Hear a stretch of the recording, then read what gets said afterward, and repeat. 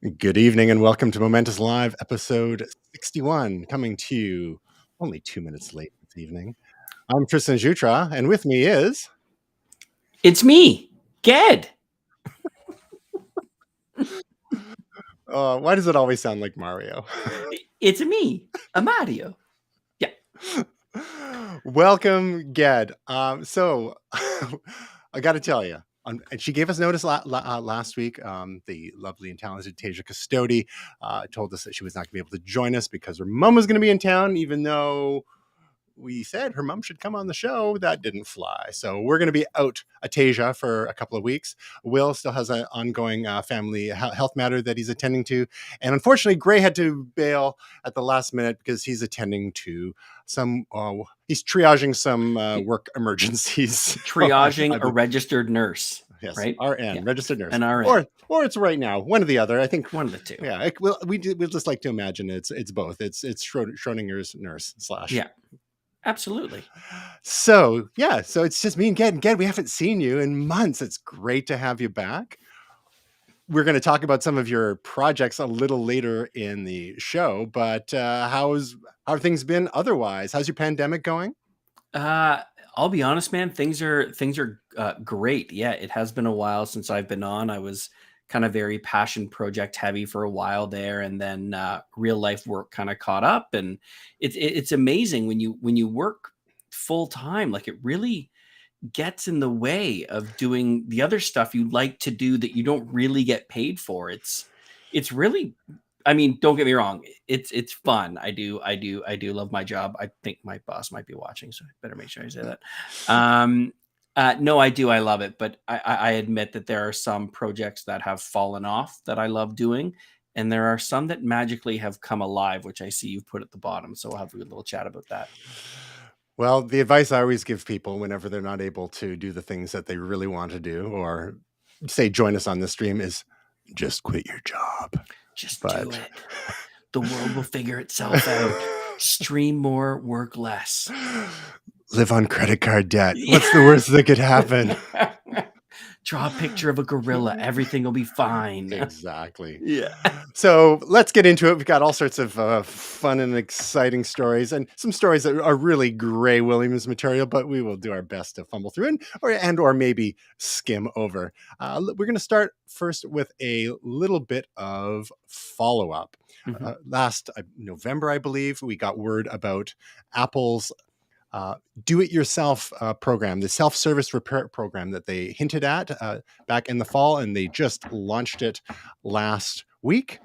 And this all ties into a lot of the discussion that's been happening about the right to repair. We've seen issues from anywhere from computer and smartphone manufacturers to John Deere manufacturing tractor equipment, and whether or not people who buy this equipment are actually able to and or even allowed to repair and maintain some of these devices themselves. So the pressure has been increasing, especially in jurisdictions like the European Union and even in North America now. So Apple is responding to this, trying to get ahead of things a little bit, especially as they come under more and more scrutiny from legislators.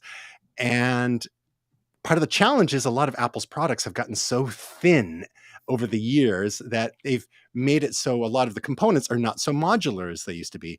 Laptops, for example, used to be able to swap out hard drives, replace them with other hard drives or solid state drives. We could upgrade the RAM ourselves. That's not really the case so much anymore. Smartphones have, the Apple ones anyway, have never had easily serviceable parts. You could get battery repairs from that, the little kiosk in the mall, or you want to pay 3 times the price, you go to Apple themselves. But unlike some other smartphone manufacturers, which to be fair have been moving away from this, Apple's never had removable batteries or removable storage. But the trends are towards simplicity, tightness of design, because the more ports you have, the more loosey-goosey things are. They don't feel as tight. So it's all these trade-offs. So anyhow, in response to these sorts of pressures, Apple has finally unveiled their self-service repair program, whereby you can go to a janky-looking website that doesn't look like Apple at all, because it's not really. They've outsourced a lot of this to another organization called Spot. and you can go there and order parts. Not every single part for iPhones, and this is only for a certain number of recent iPhones, iPhone 12 and 13 series, with the idea being that they would add additional products as time goes on. So things like screens, camera arrays, and the like. So you can find manuals there, and you can even purchase or rent the certain types of equipment to help you do this. Now, the catch is, there's been all sorts of ink spills over the last week on this, and some YouTubers have made videos. When you add it all up, the price to do all this, to rent the equipment and or buy the parts, you're only within a few dollars of just getting Apple to do it for you. Yeah. So, Ged, from your experience, whether it's in tech or in the automotive world, do you think this is Apple simply checking a box here to avoid scrutiny, or is this a sincere effort? I mean, it's hard to read minds, obviously, but from what you can do, is this a sincere effort to actually help people repair their own equipment? Well, it's funny because when I first read this article, were you ever a Big Bang Theory watcher? I was not, but I am aware of its existence. So there is this episode where they want to upgrade the hard drive in their TiVo, and Sheldon is hell bent on not doing it because you'd have to break the seal, and that seal is a coven between the purchaser and the manufacturer that you will not, edit the guts of the product. So when I was reading this, I was howling because all I could think about was how, like, you couldn't do that for years. Like you couldn't break that seal. Mm-hmm. Is it sincere? No, obviously, of course not. I mean, I was literally cynical looking Ged at comes out. It's like $1,300 for that machine you're looking at. Well, you can rent it for $49, just to be clear. Yeah. Or you can go to the mall. That every mall has that kiosk where that guy will do it for like $100, and he'll throw in 17 silicone cases, and, a pair of earphones that were out like 3 years ago. No. What do you think? Well, is it sincere, or is this it's got to be just checking a box, right? I think it's maybe a little from column A and a little from column B, because I mean, if you think about there is in Apple's DNA from way back, like back to the Apple 1 and Apple 2, like in the 70s, there's still a little bit of waz there, right? The idea that you'd be able to put your own machines together and upgrade them and the like. And certain Apple machines over the years, you've been able to do that. The most recent being the Mac Pro, which came out in 2019, which is a beast of a tower with tons and tons of slots and lots of upgradability options there. But I think when it comes to the less modular devices, they become these pristine, sort of inviolable objects. Part of that is a function of the Johnny Ive era of Apple design, which went from the late 90s up until just a couple of years ago, when he went off into the titanium gray sunset or what have you. So yeah, I think it's one of these things that it's here for people if they want it. I think they would rather have people do this themselves, or start up their own kind of, like, it's giving them the guidance to do things properly, as opposed to doing like the mall kiosk guys, which can give you like crappy glass, you can get into issues with like security issues with the replacing sensors like Touch ID or Face ID and stuff like that. The newer phones, it's not a trivial matter to replace these things, because they might not work properly beyond that because of the secure enclave, et cetera, et cetera. So they're saying, okay, if you get the parts from us and follow our instructions, here's the way to do it. The trouble being is that when you open this up and then people screw up their phones, like, that's the whole point of like, oh, it could void warranty. Now, I don't recall in here if you follow these directions, if it'll void your warranty or not. If it was me, I would just like wait. I wouldn't do this kind of thing if it was still in warranty, because it's just, whenever you get in arguments with gigantic corporations that don't really offer you a lot of recourse, it's best to give them as a weak a case as possible, right? So it's like, I've done everything. I haven't broken the seal of the covenant. I didn't do it. I didn't break the covenant. But you know what it does do is it gives, the guys that have been doing this stuff in the malls and the smaller repair shops, it now gives them, all joking aside, it gives them great tools. It's $1,250, which to a normal user, you and I would never do. But if you're a guy that this is part of their business, then hey, like, Apple's now, giving me a tutorial through their parts website that looks like it was made with the opening price point of Shopify. Uh, and I can order parts, and I can now take care of my clients in a better fashion. So I think that there is a win there. I Yep. just don't think the win is for you and I.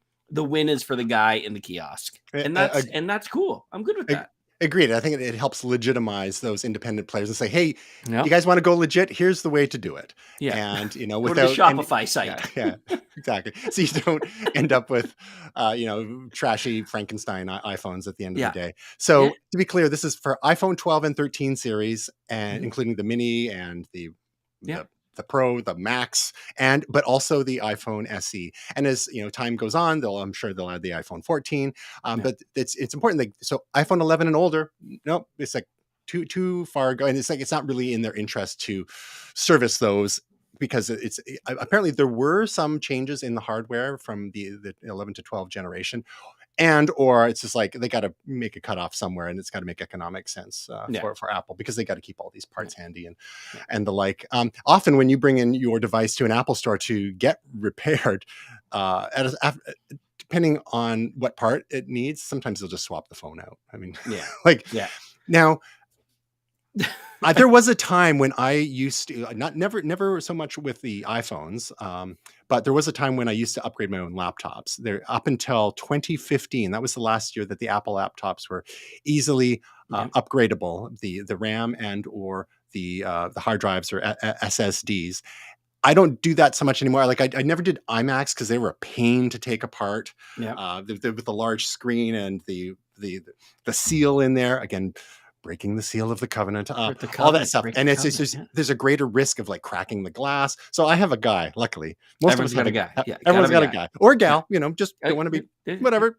So it's good to have someone that's trusted. And then this is my guy for out of warranty stuff. When stuff's in warranty, go to the Apple store. But for, like, I kind of, in some ways, I kind of miss the ability to tinker. You just give yourself an hour, spread everything out on the dining room table, keep track of your screws. But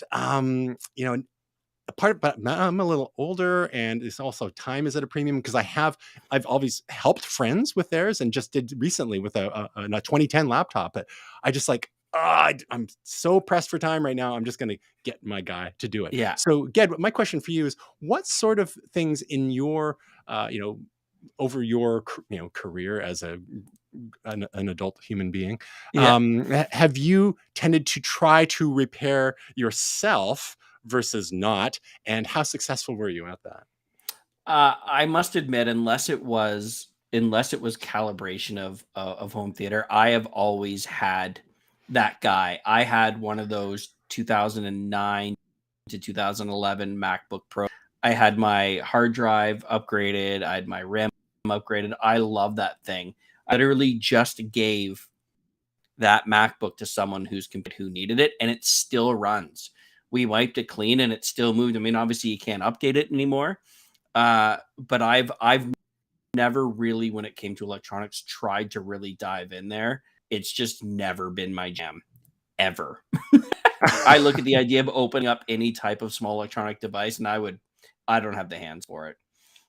Have you watched the video? But by the way, as it's been playing, that briefcase, when he opens it, I feel like Doc Brown is hiding plutonium in that thing. Like when he opened it, it literally looked like I was watching Back to the Future. I was getting nuclear football vibes, for the Secret Service carrying that around for the president. No, I was looking out for the Libyans as they were rolling in their van, like when he was opening that. No, tinkering with that sort of stuff has just never been my jam. You? I guess you talked about the laptop. And stuff. But even further back, my buddy Chris and I, we were always fond of taking things apart, but putting things back together was a different story. And I had my Commodore VIC-20 that I got in 1981. A few years later, for some reason, I was mucking about with was it a paper clip or a safety pin? And I realized if I touched some of the pins in the joystick port, I could make the thing on the screen move. It's like, oh, that's cool. But the problem is I accidentally touched two at the same time, and it shorted out. And that blew a fuse in the VIC-20, which, again, I didn't really know much about what kind of fuse to get. And so I found some fuse, probably from my stepdad's workshop at the time, stuck that in there, and it kind of worked, but the joystick worked never this joystick port never worked properly again. Yeah. So I learned my lesson that way. Just like if I'm going to tinker, do it properly. I've for when it comes to like even like cars and whatnot, oil changes can do that stuff, can change tires. But again, the last couple of decades, it's like I'd just as soon take it somewhere and let them go from A to Z with all that kind of stuff. And you feel kind of bad because a lot of that stuff's pretty straightforward. But even stuff like washing cars, like I mean, Oh yeah. yeah. Car tires. My wife got me a wonderful jack last year. Mhm. I definitely do all the tires. I do our There you friends' go. tires. Mhm. Friend of mine bought one of the little impact guns. I don't tighten with it, but it's really good to kind of get it going. Mhm. I do enjoy washing the car, and I love tire season. I don't know what it is. I love slugging tires. The smell of armor all in the air. Right? 9 a.m. a little elbow grease. Well, you're a much more industrious gentleman than I am. But speaking of cars, another little bit of follow up that we have from, I think, last summer when we had you on last, Yeah. we were speaking about the Ford crate engine. And we even saw this Ford, I think it's an F-150 that Ford had F100. been trotting. It was an F-100, sorry, Yeah. that Ford had been trotting around, and they called it the Illuminator. Yeah. Anyway, you're more familiar with this story than I am. Why don't you give us like the Cole's notes on what this is about and what's the update here? It seems like they've been trotting this vehicle around to a lot of YouTubers in the last few weeks. Yeah. So when I was on here last time, vehicles were part of it. We talked about the Ford Lightning. I believe we talked Hmm. about the Hummer that was coming out. And Yep. I remember I was losing my mind, but it was one of those episodes where we were jammed with stuff. And I remember afterwards, like not freaking out or going nuclear. Um, but I was like, oh my goodness, like why didn't we talk about this more? Like the implications of this thing are incredible. And I Hmm. remember everyone looking at me like, man, like go away, like leave me alone with this stuff. But here it is, like this thing ends up at SEMA and it's called the Illuminator. So for years, Ford offered a crate motor called the Illuminator. And it Gotcha. was basically, I believe, some type of V6 that you could dump in a huge amount of vehicles so that rather throwing your vehicle out, Ford had this crate motor you could buy for a few $1,000. What does You could crate dump it mean in into a this car. what does crate mean in this So it's context? basically just a separate motor. So Okay. rather than you don't have to pull it out of a car, it doesn't come off an old heap. They Hmm. physically make a motor. Okay. So what they've So done it's in an this case, OEM, new in the box.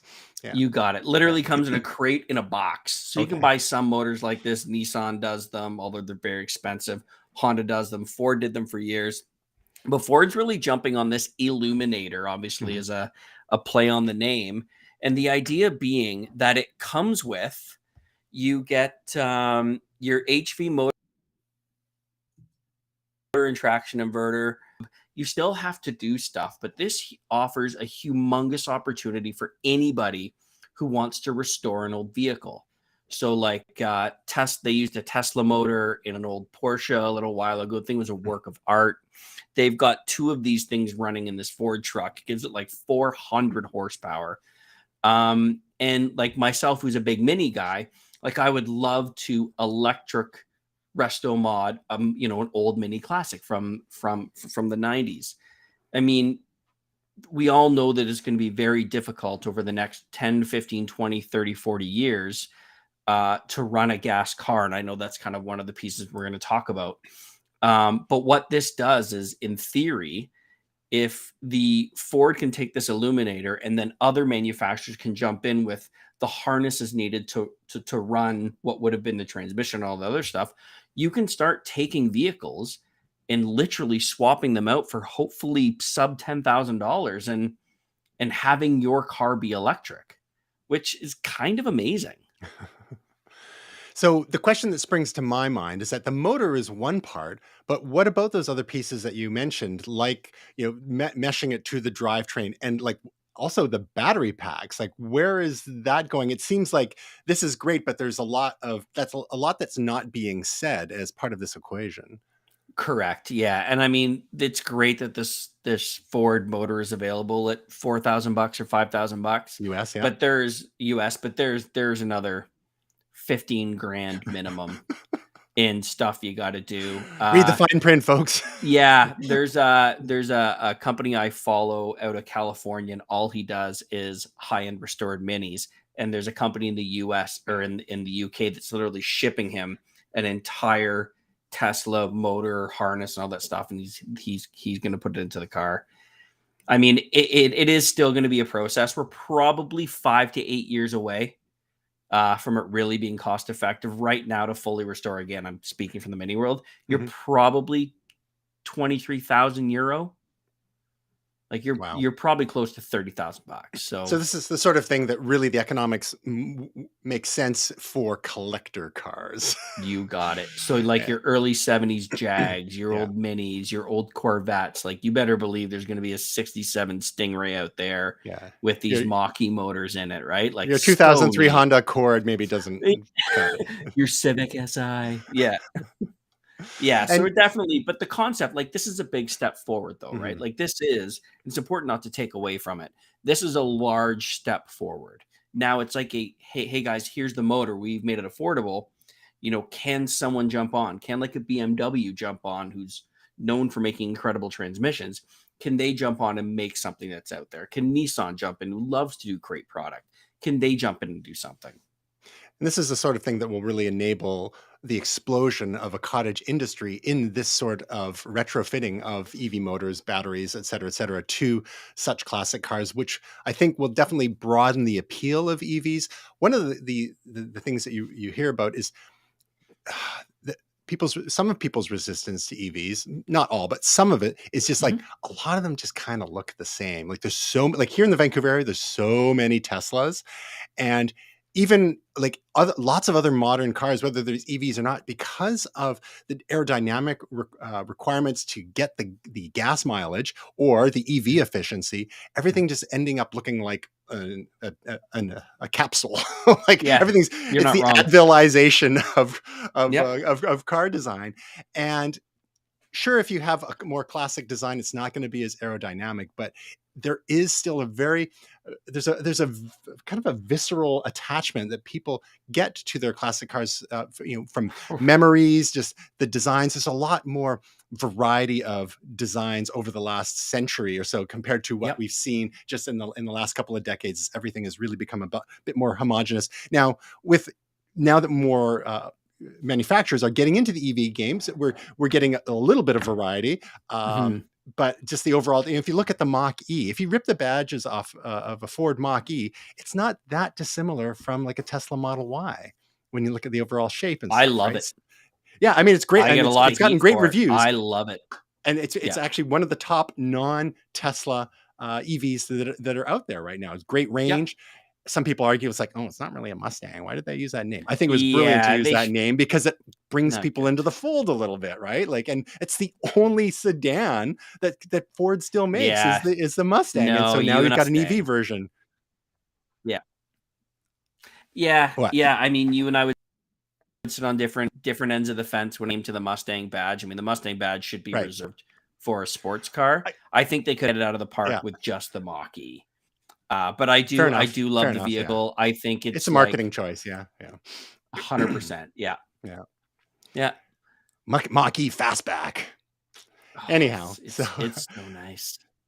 so let's we'll look forward to the continued growth of this cottage industry where people are retrofitting there's all sorts of YouTube channels where you can see people working on these kind of projects, whether it's outfitting Mhm. Volkswagen minibuses or Aston Martins or what have you. It's really neat to see. So I more love to it. come on that front. And that brings us to another sort of related issue on this front does it make more sense from an environmental perspective for someone to buy a new EV or an older gas powered car? Because there's a certain environmental impact to buying any new car, EV or otherwise, but especially EVs, given the amount of certain resources, such as lithium, that have to be mined, often in under questionable regimes, and other Yeah. rare earth minerals that go in there. And there's so the politics aside, just from the environmental side, there's a great article from Ars Technica, which basically runs through the numbers about EPA testing, gas mileage. The new gas mileage is kilowatt hours per 100 miles, right? How many kilowatt hours does it take to push your car 100 Crazy. miles? It's funny that I look at these numbers and I see that, like I don't know if you know this, Ged, but a couple of months ago, here at Momentous HQ, we got ourselves a 2016 Kia Soul EV, just as a little city runabout. I did not And know this. found an amazing deal on one. It was at a Volkswagen dealership, so we got it. It was marked down a bit, and we negotiated a bit more off because it needed some new tires, and still has 2 years left on the battery warranty. The battery's still at 95% health, and literally 95% of our driving is taken care of by this, even because it only has 100 to 150 kilometer range depending on the time of year. Winter, not so great. Summer is when you max out. And for road trips, we still have our other car, our gas powered engine, and it's worked great. But for everything else, we just hop in this little Kia. And I've never been a huge Kia fan, but they've gone all in on EVs. They've been doing this for a while now, and they've got 6 or 7 EV models due within the next couple of years. So they're building that expertise and loving it. So anyway, but that's just a long way of saying that the battery on that is only 27 kilowatt hours total. And so that's what, and that's the rating that they're looking at these vehicles for, kilowatt hours per 100 miles. So yeah, like I said, this only gets 100 to 150 kilometers, which, you split the difference and you got 100 miles in there. But these other models, like these Teslas, the Lucid, the Chevy Bolt, Hyundai Kona, like they can go much further than 100 miles depending on which model we're talking about, because they've got larger capacity batteries. And if you want to go on road trips, you're definitely going to need a larger capacity battery, because even with a supercharger or a fast charging station, it's going to be 20-30 minutes to for sure get to 80%. So you use the washroom, get a sandwich, smoke them if you got them, that kind of thing. So looking at this new version of miles per gallon, and seeing the cost, the sort of the environmental cost recovery, or as they call it, the carbon footprint break even point, what this article finds is that at about 2 years of having owned an EV, you're sort of broken even on your carbon footprint. So if you plan on keeping a car for more than 2 years, you're good to go. Now, if you're swapping every 2 years or less on a lease program, then it becomes a little bit more problematic, because you're just, you are adding to the used market pool, which I guess has its own merits. But if I come from the school of, you buy something good quality and just like run it into the ground, right? Yeah, and I really like the article. I actually really enjoyed reading it. The one thing from a car business standpoint that they left out was, in a way, it's like apples and oranges. You're not a gas vehicle in a new electric vehicle, obviously. You're talking about buying a new EV versus a pre-owned gas. You purchased your Kia pre-owned. Technically, you're clear from the word go. So is it slightly worse to do an EV? Absolutely. I mean, there's no shortage of stories out there about the tools that are needed to mine lithium, and the abundance of gasoline that they do use. And I think households and HQs such as yourselves, where you have the one gas and one electric, is literally the perfect combination. If you're going somewhere that requires fuel, use it. 90% of your driving is going to be used by your electric vehicle when you're going to Costco or the market or wherever else. You just make sure you get in your car, make sure you bleed your brakes out so your brakes don't pit in your gas vehicle. And which, that's a really by good the point. way, is something everybody needs to learn how to do. It is a simple process. I'm happy to explain it to anybody, but it will save you thousands of dollars in brake repairs. Looked at a new EV versus used gas, and you're already seeing pre-owned EVs enter the market. So to me, the EV still makes sense as long as you have that other gas vehicle in the house.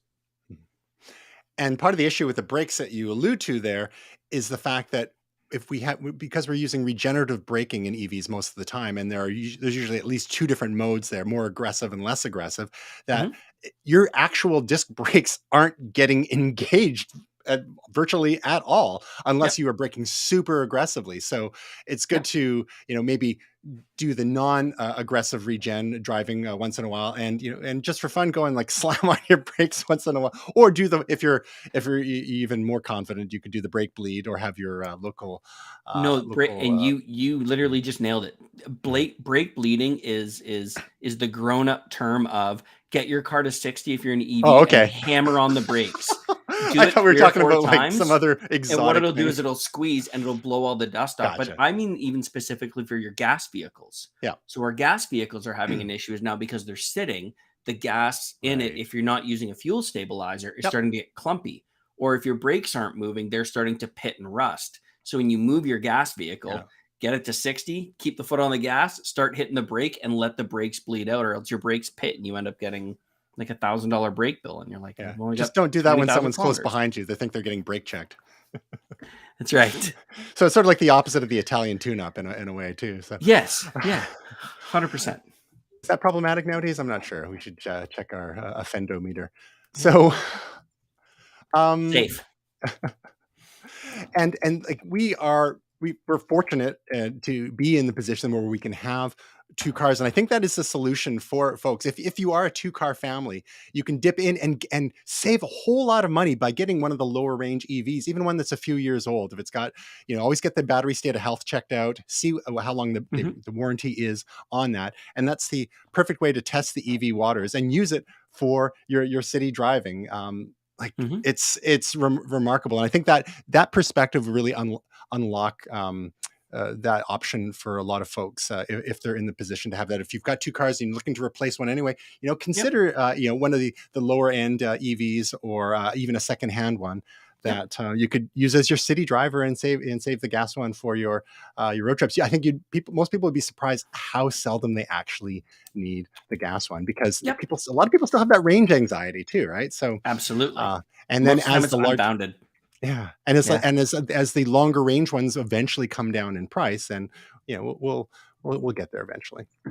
Absolutely. So, with that in mind, going to the opposite extreme, there's more to the EV world than just Teslas, believe it or not. And we mentioned there's a lot of other car makers getting in there. Finally, BMW is launching their atrocities. They've ruined the grills on, don't even get me Okay, started. easy, Any Audi easy. e-trons are looking okay. Yeah, they do look good. Volkswagen's got their e-Golfs, of course, with the Mach-E is fantastic. Yeah. But if you want to get in really cheap here, Wuling, and now here's the classic trademark infringement, has something called the Mini EV, Right? which is made in partnership with General Motors, and in China is outselling Tesla's Model 3. I guess part of that is the fact that it's only $5,000. But look at this thing. It is so cute. I'm getting a little bit of boxy smart car vibes from this thing. Like, don't expect a lot of cargo room. Let's say you can seat No, four 4 people get in in a there, but pinch, it's but yeah, they can't get out though. They're it's trapped. 3 meters long. Yeah, it's literally less than 3 meters long. That thing is tiny, it's like 9 feet. It's so little. Yeah. Goes a whopping, And like, 100 kilometers, maybe, 27 horsepower. This thing's a glorified moped. in the articles mentions it'd be perfect for Mario Kart. But in some cities, especially towns where, like, you think European cities where they Mhm. have very small roads in the cities, and you see people are parked up onto the sidewalks and whatnot, this sort of vehicle is perfect. And so I'm not sure when they're going to be making it to Europe, but they're taking China by storm, Yep. and I think it should be interesting. Again, diversity is our strength, Ged. Yeah, And this I is feel like Gray is gonna look at this and get so pumped. I feel like this has Gray Williams oh, written he's in the bag all for over Rivian. it. Yeah. This looks like someone took a Rivian and put it in a trash compactor and made it into a little. This has Gray written all over it. He's gonna be out there in that pastel mini EV doing about 48 kilometers an hour, hoping to stay on the road. His ears are burning right now, I'm sure. Yeah, 100%. He's All right, listening. So we move from that, the mini trademark infringement EV from China in conjunction with GM, to Tata, which is an Indian car manufacturer. They have something. Tata. They have an EV called the Avinya, which I don't think it is. It's still concept at the moment, but it looks pretty similar to some other things we've seen. The new Toyota, the BR something something something. It's got a terrible name. Very similar shape to that. I mean, I don't know what they got 23s on this though. Like those rims are ridiculous here. But one of the things that stood out to me with this design that kind of appealed to me is that one of its key features is it does not have a giant screen. Because that's one of my pet peeves when it comes to a lot of these EVs, is like, especially the Teslas of the extreme version of this, is they're throwing everything, all the controls into these screens, and I miss my good old fashioned, hands-on controls for knobs, switches, stuff like that. So there's parts now where you have to you need the to use the screen to activate your emergency brake or change your gears in some cases. Like, what is even happening? Like, we've got all these fingers for reasons because we want to grab gear shifts, right? Yeah. Like you see, like even a lot of newer EVs now, they have knobs for changing your drive mode and whatnot. Like, I mean, at the worst, like put it on the tree, right? Like there's the 4 on the floor, 3 on the tree. Like, and maybe that's just my old age talking there, but just that the ability to feel like you're really changing a gear instead of just like operating a computer. Thoughts? Yeah. This is definitely the extreme. I had the absolute privilege of driving a Taycan Turbo a week or so ago, which is probably $250,000 Canadian. And that's Porsche, from Porsche. Porsche. A really good friend of mine is the sales manager at Porsche. And they've done a really good job still making it look like a car and having buttons and having knobs, but also having that technology.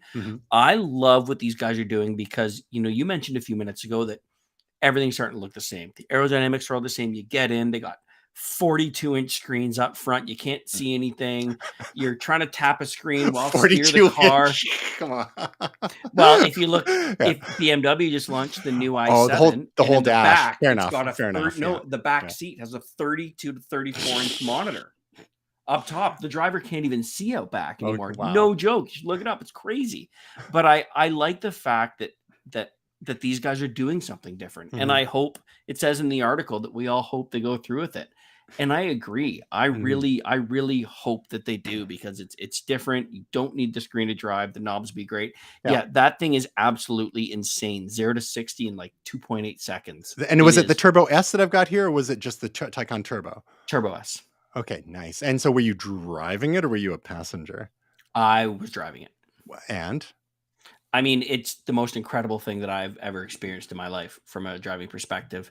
Porsche even allows you to decide how you want the electric motor to sound in the cabin. Wow. So you can have it have modes of, what an engine might sound like. If you have like the whooshing sound, which is the one I kept it on. I did drive it in Sport Plus temporarily. I mean, it is the most well-balanced work of art I've ever had the pleasure of being behind the wheel of. And it goes 475 kilometers on charge. Not too shabby. And it can be yours for only $217,800. Is that Canadian? Yeah, that's Canada. That's Canadian pricing. And but that's just where it starts. The one I drove, I think, was 2020, and it was $200,000 still. Okay. Yikes.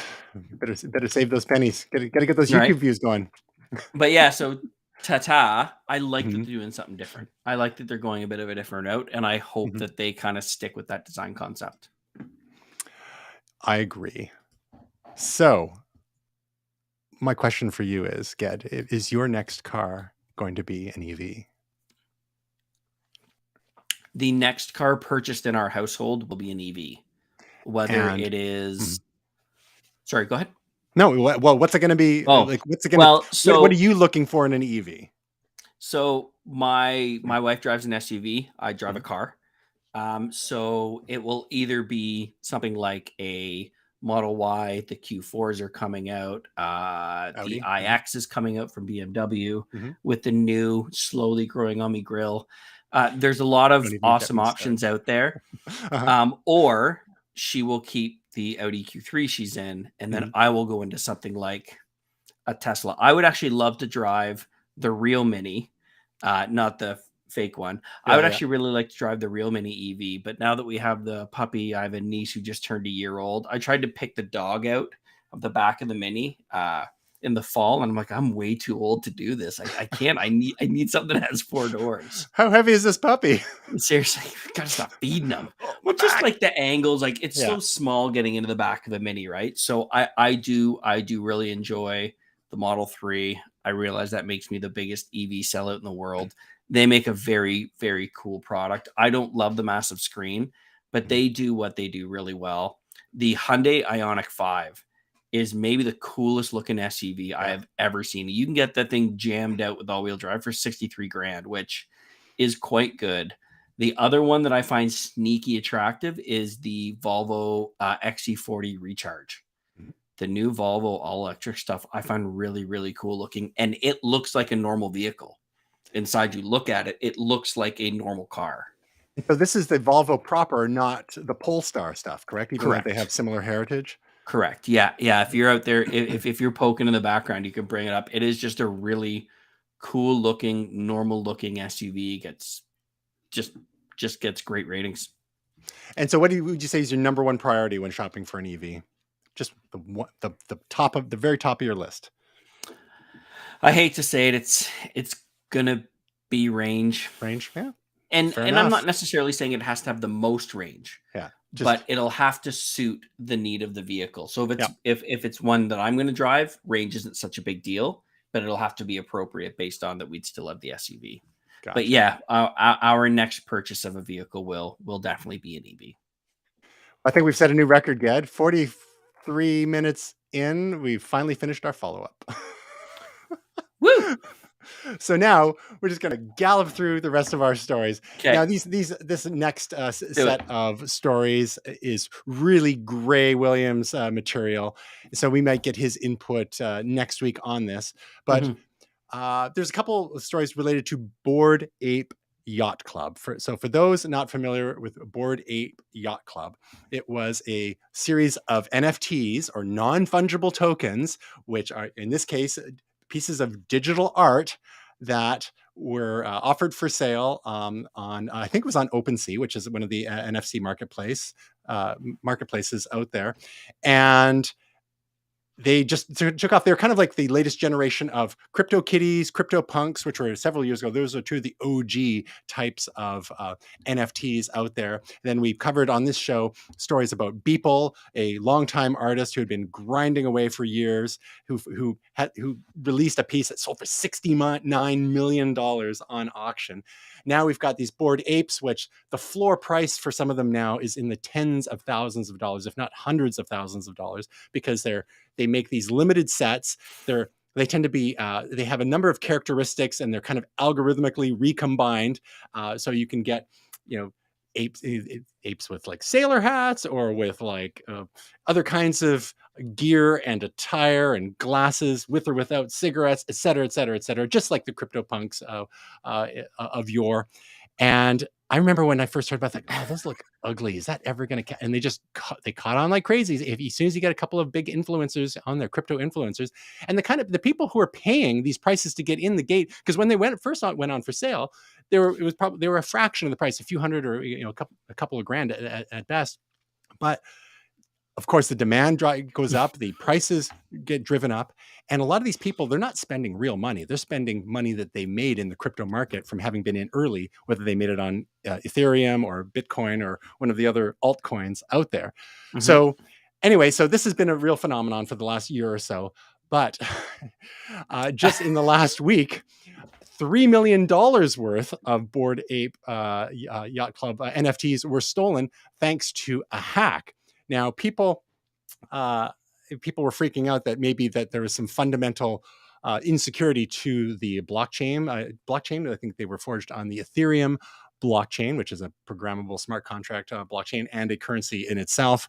But as it turns out, the weakest link was Instagram. Somehow their Instagram account got hacked and made people think that there was a new drop coming and getting people to share their private wallet details. And next thing you know, your Bored Apes are going bye-bye.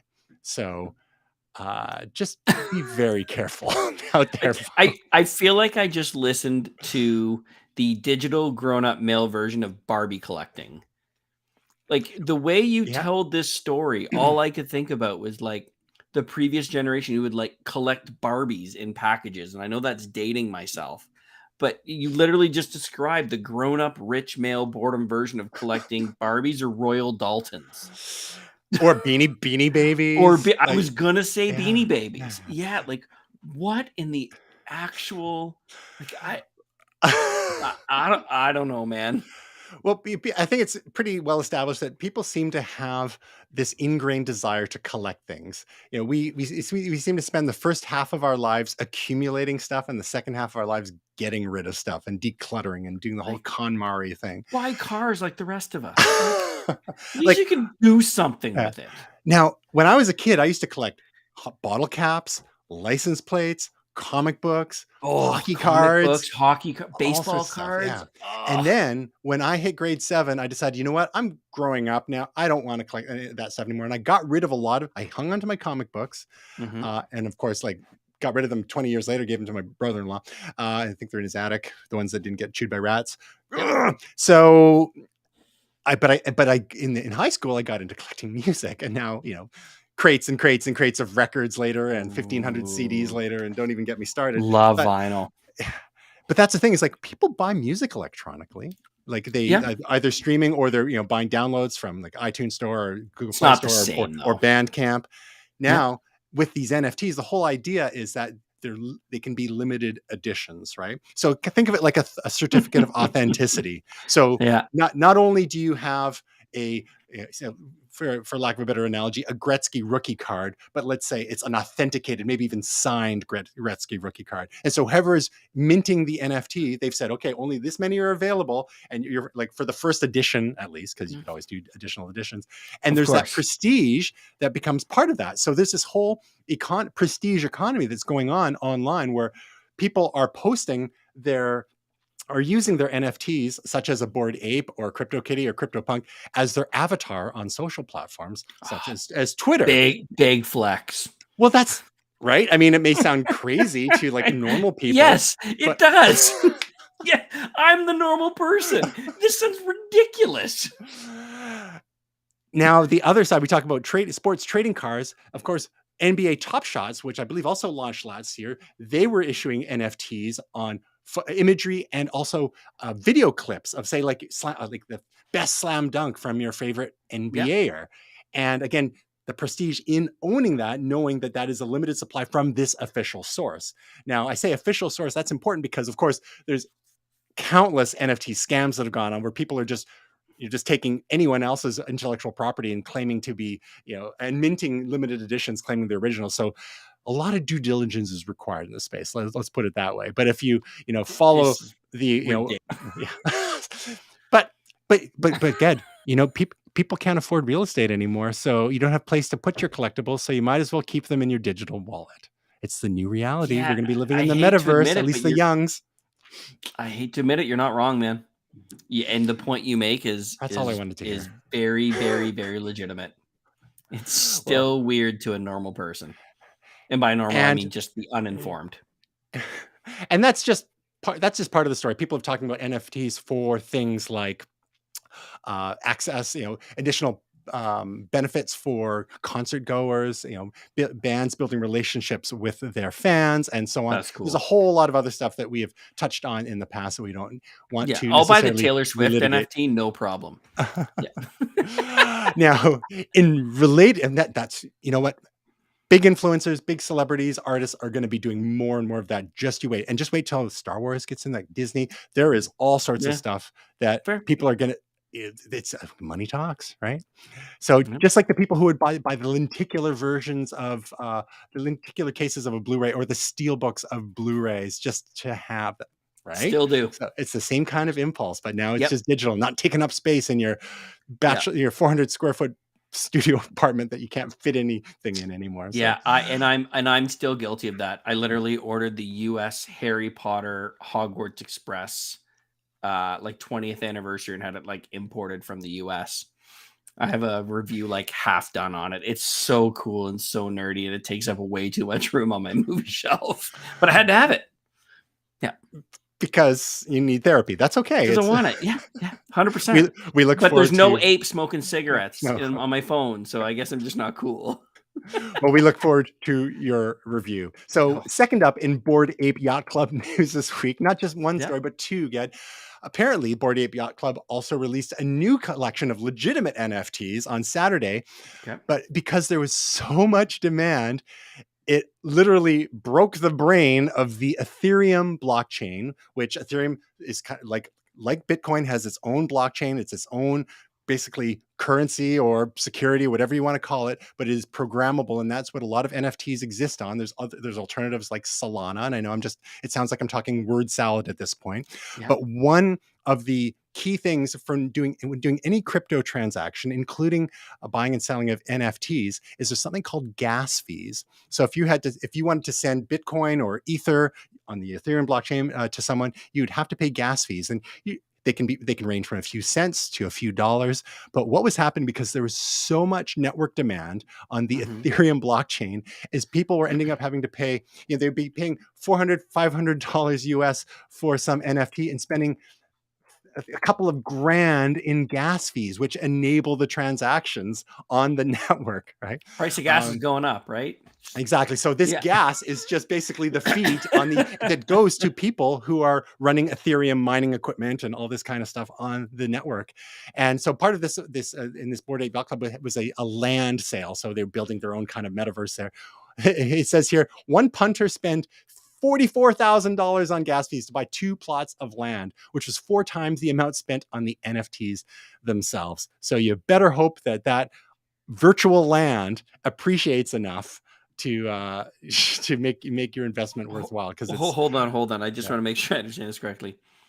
People are now selling digital plots of land Oh yeah. in the Oh yeah. cloud And for these aren't the something only that doesn't guys. exist. Yeah. Oh yeah. So Just one day you can talk to a girl online when you're online dating and be like, hey, just so you know, sweetheart, if all this goes well, we can go back to my 3 acres of land I have on the blockchain.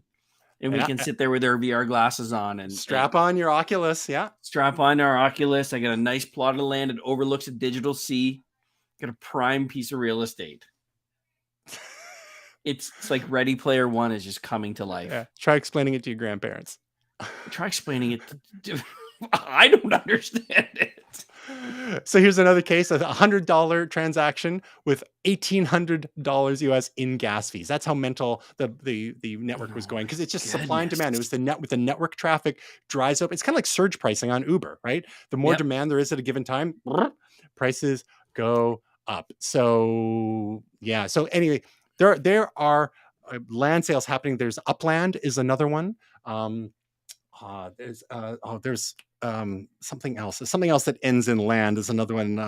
It's escaping my mind at the moment. So that's the problem. So you've got all these different platforms that are launching their own digital real estate. It's like, well, which one do you own? Like, if you own the CN Tower, do you want to own it like in all of these metaverses or blockchains or what have you? And sometimes it's just like totally fabricated and made up land. Like, I don't even know, but I think there's a lot of people are going to be losing a lot of money as the supply kind of dries up. But the problem is there's the dream, because a lot of people made a lot of money as well, right? But it's usually those on the inside who are in those secret Telegram groups and Discord servers and whatnot who get the word.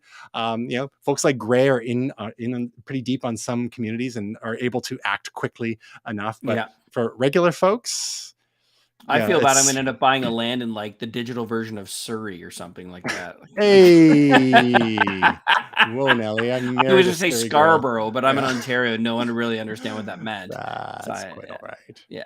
Not only did my wife grow up in Surrey, BC, but for the most part, she was born in Surrey, England. So double Surrey. And I was born in Surrey, BC, so I'm totally allowed to make that joke. Yes. I did not know that. Yes, you did. Wow. So now that's some additional information for for doxing you. Thanks for your That's security it. questions. We'll get to your bank account. Perfect. Yeah, so we'll move on from bored Okay. apes to some other stuff here, so we don't. Shall we get into entertainment now? What do you think? Are you ready for some entertainment, Ged? I love it. All right. Let's do it. So, top 5 new TV shows premiering in May, including Star Wars and Star Trek series. So, Hmm. Star Trek Strange New Worlds Yep. featuring Anson Mount as Captain Pike Yep. and others, some returning characters from Star Trek Discovery who first made their appearance in Star Trek Discovery, such Love as it. Spock and Number One, and then some brand new characters as well. Nurse Chapel has been recast from the late '60s now to the whatever. I guess we're in the 2020s now. Oi. Hmm. Star Wars. We've got Obi-Wan Oh Kenobi my goodness. debuting, and some others. So, which of the May series is getting you most excited, Ged? There are 2 on there and one Mhm. that is not. And we were saying before we went on that there's one that's not on this that is I can't even fathom the fact that this is not on the list. And maybe because it's not a brand new series, it's a Also, it's new Yahoo News, season. so Well, that's fair. Yeah, yeah, fair. so a Uh, new season of an existing series. Okay, do yeah. tell. So I obviously Obi-Wan Kenobi. I mean, this is Mhm. the first time you've seen a major character really recast in a Disney series. I mean, you had Mandalorian, who was nobody and became incredible. You had the Book Mhm. of Boba Fett, which, in my opinion, was a great passage Yep. series. You know, it opened up the door to a lot of other characters. Andor's in production, but this is huge. Like every single Star Wars nerd in the world is sweating because the same thing is going through everyone's mind. Like, just please don't screw this up. And with Yep. Favreau and Filoni not being heavily involved in this project because they were doing other things, Oh. it made it even more so. But it looks, I mean, so far it looks absolutely amazing. I forget who is behind it, but I loved what they had done. So they had done things, and of course, I'm blanking on a chunk of this. I did a lot of the stuff with the Rogue Leader a little while ago, but they didn't have a huge repertoire of stuff. Mhm. But the stuff that they had been involved in was really good at telling stories. So I'm super excited for Obi-Wan. It cannot come fast enough. Mhm. Star Trek obviously is going to be fantastic, and Stranger Things season 4 is the thing that Right. is not on here Right. that drops at the end of May. That uh, I'm embarrassed to tell you how excited I am for that. I mean, I being a baby of the 80s, I am infatuated with Stranger Things and all the silly little storylines that go with it. We should have had you on a couple weeks ago and we talked about it. Oh man. What about you? What are you most excited about? Like some of the stuff I don't know a lot about. Yeah, I haven't heard of Candy, about a 1980 housewife and mother who did everything right. Time Traveler's Wife, I had heard about. We had the movie, The Time Yeah. Traveler's Wife. I believe it was Eric Bana on that, and that was probably, 15 years ago now? Yeah. And so this is a new TV series, The Staircase, starring, Colin Firth. I like him too. I'm Looks a big Colin Firth interesting. fan. Tony Yep. Collette is great too. Muriel. Yep. I would say of these 5, probably Strange New Worlds because Anson Mount was so great. I also listened to his podcast, which is always interesting. He does with another fellow, but Obi-Wan Kenobi is a close second for sure. I think it's a similar sort of phenomenon with the Star Trek series as with the Star Wars one, but it's kind of in reverse. There are a lot of Star Trek fans who have been somewhat displeased with the number of Star Trek series to date. I mean, Yeah. I'm mixed. Star Trek Discovery, I think, started strong first couple of seasons and has had a number of missteps. They spent a lot of time talking about feelings. I like the serialized aspect of it, but some of the season 3, the cause of the burn, like, oh man. Yeah, it's funny Um, because I'm not on season 3. I oh stopped boy. it in season 2. So to me, Star Trek Discovery is amazing so far. I just haven't continued with it. And different strokes for different folks. I know some folks Yep. are still really on board. I mean, I'm still watching it because Yep. the the all the money's up on the screen, right? The Yeah. effects are amazing, the Yeah. production design, even the sound design when it goes to Yeah. black alert and does use the spore drop. I love that Yeah. stuff, but there's some other things that are just so frustrating. But Some of the Picard's been choices they good. make with the writing. Picard, I started off liking season 2 better than season 1. Season 1 was okay. Season 2 Mhm. started off strong in my Yep. mind. it's kind of, I think, kind of stumbled a little bit. Fair. It's in some ways it's kind of like Star Trek 4 Voyage Home. Okay. And but the way it's wrapping up is kind of intriguing too, with what the future of the, are you up to date on it? On Picard? Picard, no. Oh, I think okay. I'm So 3 episodes into the 2nd season. okay, so just there's some interesting developments to Okay. happen to see where they go. And then Lower Decks, which I think is great, the animated series. I Yep. haven't watched what's the other one, the animated one, the other animated one that Gray has mentioned in the Star Trek Prodigy. I have not yet seen that at all. Anyhow, all that Yes. being said, Yeah. there's, let's call them mixed reviews on those. But a lot of people who have had the Fair. most problems with Discovery, and to a certain extent Picard, are still excited about Strange New Worlds, because they had a taste of Pike and some of the supporting cast, including Number One and Spock, Yep. in Discovery, and that was arguably some of the strongest Discovery storylines. And Yep. what Alex Kurtzman, one of the executive producers, has said is that they're going back to more of a traditional episodic approach to Star Trek, kind of like it was back in the good old days, not so much the serialized. Now, I actually enjoy the serialized stuff, frankly, as opposed to the Monster of the Week. We saw that phenomenon with X-Files as well. We had Yep. these standalone episodes, and then we also had the conspiracy episodes that went over the course of the entire season or even more. I kind of like the latter, but it sounds like they're going to be doing a bit of a blend here, and well, we'll see. Well, we'll see. So It looks, the teaser, which we've showed a couple weeks ago, looks great. But yeah. again, it's just Yeah, like it a does. lot of Trek nerds are like, don't screw it up, don't screw it up, don't screw it up. Whereas a lot of the Star Wars folks are like, we've had a lot of home runs. I mean, aside from some of the problem, the movies were a little, Yeah. hot No, and but cold, but series-wise, yeah. the Star Wars TV stuff has been pretty darn solid. Yeah. So if you had to pick either the Time Traveler's Wife, the Staircase, or Candy of one you were going to give a try, which one I, would you pick? I would probably say, not having seen the movie, but just knowing that it feels like the most sci-fi of them all, and I'm a one-trick pony, I would probably go with Time Traveler's Wife. So would I, because I Yeah. love the main character. She was from Game of Thrones. She was awesome. So yeah. Oh yeah, but you and I agree. which actress was that? Oh yeah, Rose Leslie. right. Yeah. No, good call on that one for sure. Now, again, if someone put a gun to your head and Yep. said, Star Wars or Star Trek, Star Wars. you can only have one. Okay, there we go. It's not even close. Wow. Okay. I like Star Trek. Yeah. Tomorrow is a magnificent day for me. Being May the 4th. Yeah. Yeah. Like I enjoy Star Trek. I'm an unhealthy Star Wars fan. Gotcha. So Now to me, it's not. Let's take a quick opportunity to plug Rogue Leader, because you've appeared on that YouTube channel a number of times. Can you tell us a little bit about who's behind that? Because he's appeared in some of your videos as well, and what his shtick is. So Rogue Leader is a really good friend of mine, Tyler, and he is a walking and moving encyclopedia of Star Wars. I mean, his knowledge base goes down to series of starships and where they appeared. His knowledge of like KOTOR, Knights of the Old Republic, and the alternate universe is incredible. So a couple of years ago, obviously, like the rest of us, when I started Fabulous Flicks, I did it just to kind of have a fun project and kind of learn a new skill set. He did the same, but then really started in a good way going after ship. He kind of set a goal for himself that he wanted to become monetizable. I think now he's got 6,000 or 7,000 subscribers. He does monetize, but it's interesting because what he enjoys doing the most is something that gets him the least amount of views. And I really hope he's not watching, or else he's probably going to shoot me for saying this. But like he loves like the collab stuff, the stuff that him and I talk about, the reviews of the episodes.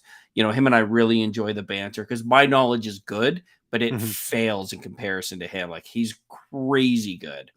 But what he does really well on are things like shorts. Some of his highest viewed videos, like they're way up there.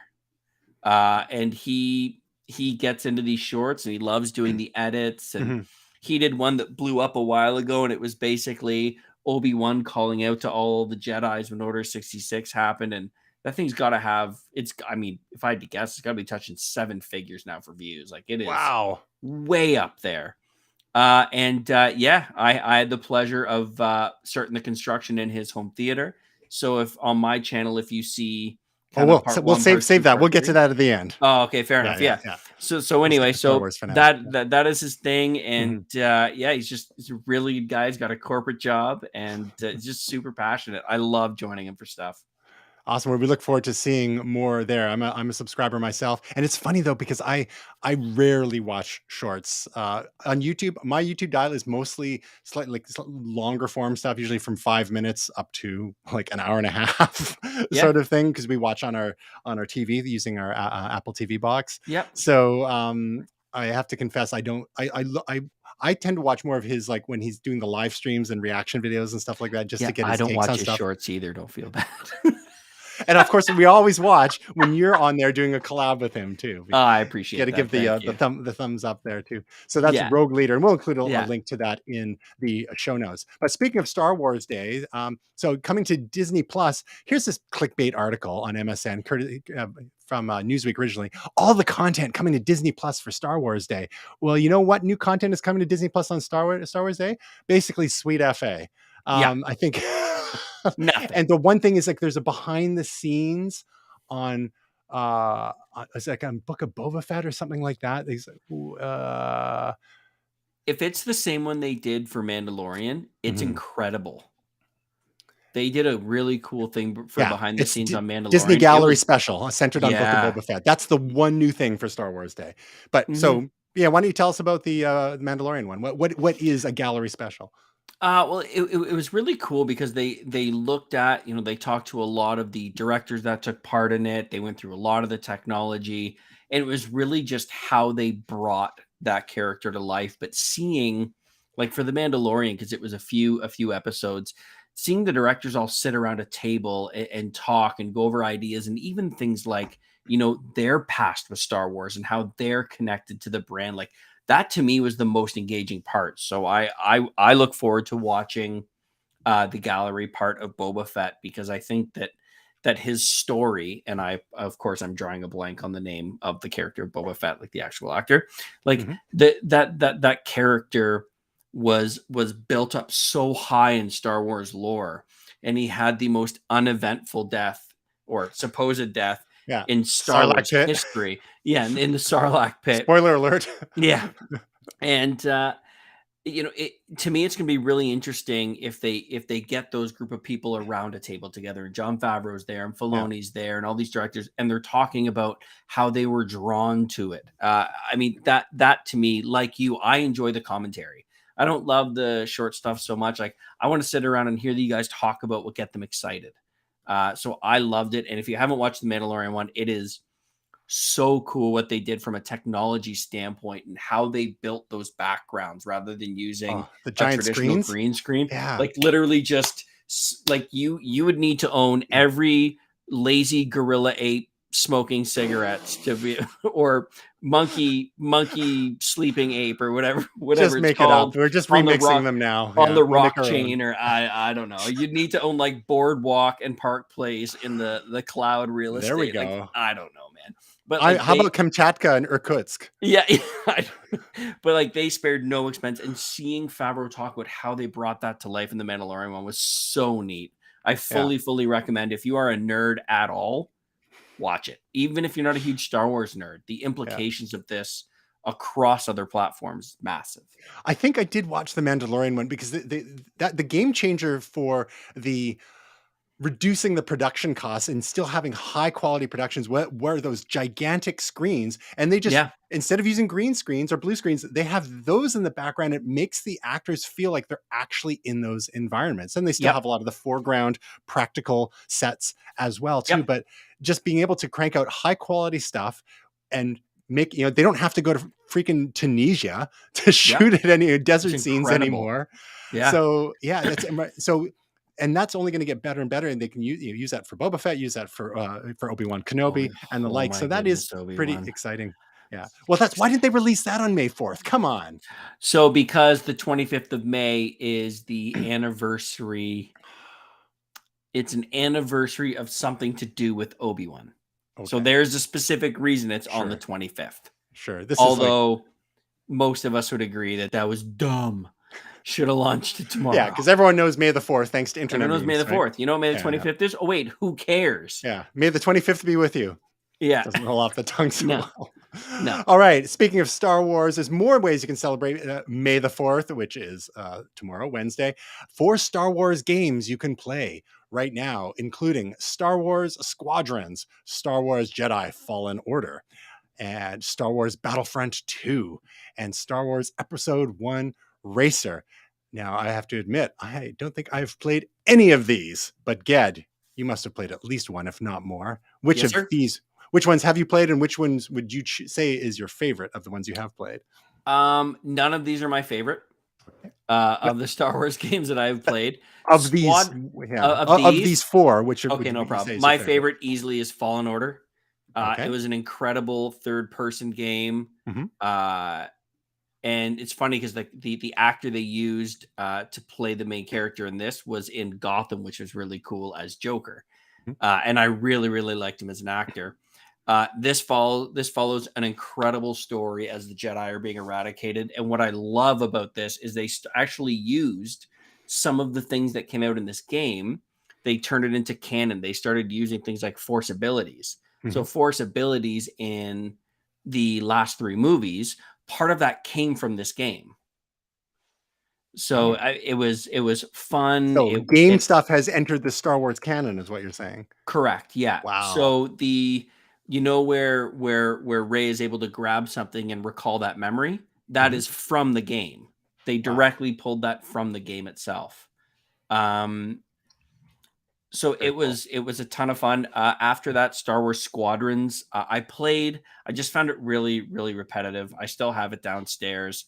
I've put maybe a couple hours into it, but I mean, there's only so much you can do. The concept is really cool because you get to fly a TIE fighter. And then after 3 hours, you're like, okay, all I do is fly a TIE fighter and do the same thing. And then after that, and it's not on here, which makes no sense to me, the new Lego Star Wars game that has come out for PS5 and Xbox. Mhm. It's the Skywalker Saga.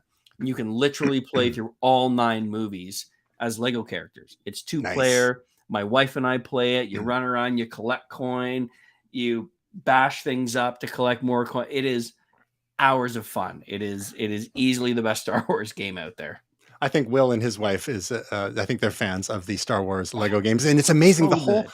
Lego has brilliantly insinuated themselves into all sorts of IP in the gaming realm. You've got Harry Potter Lego games. Like, I think Indiana Jurassic Jones. Park, Yeah, Jurassic Park Lego games. Marvel, DC. Yeah, there's so much. And Yeah, the and they're great. Avengers games are great. And they're Yep. more playful, like for people who aren't hardcore, like, first person shooter type Yep. folks. Like, they tend to be more family friendly Very. and arcadey in terms of their physics and their dynamics. Like, they're Yep. easy to pick up. So It's I think awesome. that's remarkable. Yep. So you would say, now, if you, of all the Star Wars games that exist, which would you say is your favorite one? Not limited to this list here. I hate to say it, it would be Lego Star Wars. However, I have heard that KOTOR, Knights of the Old Republic, which is on an old system, Mhm. is bar none the best. I never had the opportunity to play it. And I mean, a lot of Star Wars lore wants to see a series of movie based in KOTOR. So Knights of the Old Republic was, basically Coruscant in its prime, Mhm. where you know, ruled with the balanced mind and like things were at its height and the politics around that. There's a lot of requests for stuff like that. But Mhm. yeah, other than that, Fallen Order. Fallen Order was a blast.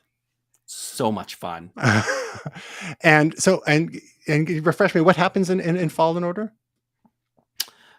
So in Fallen Order, he is Who's he? trying the main character who, of Okay. course, it's late, so I actually don't remember him. East Finds Coaster. out that he has Jedi abilities, is trying to Uh-huh. hide it. Okay. It then gets to a point where he cannot, and he's trying to link up with what's left of the Resistance, Mhm. and then he goes on a bunch of quests with them. The hand-to-hand combat is absolutely fantastic. And you end up facing off against Vader at the end, which is so cool. Yeah. Now, I have to say that my favorite, I would say two favorites, and this is more a function of my lack of gaming experience, being a casual gamer Hmm. for sure, is that on console. Get Hmm. ready for it. I'm ready. I'm gonna say this one here: Star Wars: Empire Strikes Back for the Atari 2600. Nice. Feast your eyes on this graphical masterpiece. It almost looks, it's got a little bit like of Defender vibes, but Yep. like you gotta hit the now. You're the Star Wars expert. I've always called them AT-ATs, but then I've heard people call them AT-ATs. I've heard them called both. I call them Okay. ATATs because there's ATSTs, like there's a bunch of different Okay. ones. But I don't think AT-AT is wrong. Right. It's just like it's two syllables versus four, and I'm all about Yeah. economy of syllables. But look at this thing on the Atari at the time on the Atari 2600. It was great gameplay. It was exciting, and plus for our generation, it was like, oh my goodness, look, it's like Star Wars stuff on the screen. And I believe So that was good. the first Star Wars game for the Atari 2600 was the second movie in the series. And then, Hmm. of course, in the arcade, we had um, an actual Star Wars arcade game from 1983, which had vector graphics. So as opposed to Yes. regular bitmap or raster graphics, and it's a little hard to see here because of the contrast, but they had the full. There's a couple different versions. There's a stand-up version with the with the proper controls, like you're flying a spaceship, like a TIE fighter, or there was a sit-down kind as well, which was even more. It was more like you were in this cockpit, Yep. which was tremendous as well, and that was super fun. I said, it's been a lot of quarters in that machine there. Yeah. And it's funny because if you enjoyed that, you'd probably enjoy Rogue Squadron All right, duly noted. because Now, it is similar to that, right? what platform is Rogue Squadron on? Uh, Right, Xbox and PlayStation. not Atari 2600. I'm not sure it's quite made it there yet. I Come on, feel it's gonna get there. 1977 represent. It's gonna get there right after it gets to NES. Perfect. Yeah. Yeah. So you say Xbox and PlayStation, the latest generation, like the Xbox One and Yeah. the PlayStation Yeah. 5? Oh no, you can go PlayStation 4, Okay. Xbox One, stuff like that. Gotcha. So if the real sort of the video gaming isn't doesn't work for you, but you still like Lego, there's all sorts of Lego Star Wars that you can enjoy for Great May the segue 4th. there. Well A- done. And just like we've got, Lego Star Wars games, you can actually build your own Lego Star Wars sets. And this is another classic example of the team ups between the Lego brand and the Star Wars brand. But, so they do the electronic stuff, and now they're doing the real world stuff that you can Hmm. step on and shriek. But there Yes. are literally dozens of sets ranging from $8 up all the way to hundreds of dollars. We have some good friends. Actually, Jamie Reynolds, a friend of the show, his family, they picked up a couple of the original Millennium Falcon Lego Star Wars sets. Uh, And as you probably know, they appreciated in value a fair bit. And yep. I think they ended up selling one of them and got hundreds of dollars for it. Yeah. So It's. I mean, and I must confess, like I would love to have the Millennium Falcon or the Death Star. The odd time if I'm in Toronto, I'll go by the Lego store, and sometimes they'll have them set up, and like the 8-year-old in me goes, ooh, I don't know where I'd put it, and I would step yeah, on it and not finish it, and my wife would absolutely kill me. yeah. You're the 8-year-old Man, you do versus I the husband want in you. that. Yeah. Yeah. But Yeah. you could, The 8-year-old in me wants to play. Husband in me doesn't want to pick it up. I fear that you may have missed your opportunity for a fantastic pandemic relationship building project. You could have done it together and gotten buy-in that way. Lego games red Oh, wine, and charcuterie were how we survived the okay. So pandemic. Yeah. she's a gamer. No, Oh, she'll only play Lego Star Wars. okay. Well, that's That's the something. only game. Yep. My lovely wife Stephanie, as a Valentine's/Easter gift, it kind of fell in between. She got us a PS5. She managed to track one down after months and months. And there's a game by a studio called Pixel Junk that I've been playing on the PS3 for literally 13 years or ish. And there's Monsters 2, which was released on the PS4, but we never had a PS4 because PS4's Blu-ray drive didn't play movies. So I boycotted it. But Okay. now we've got a PS5, and maybe someday we'll It get a didn't play 4K. movies. Well, it didn't play 4K Blu-rays. Oh, correct. Yeah. Yeah. So the PS4 had a 4K Blu-ray drive, but didn't play 4K Blu-ray movies. And it's like, Correct. what are you doing, Sony? So held out for the PS5 just several more years.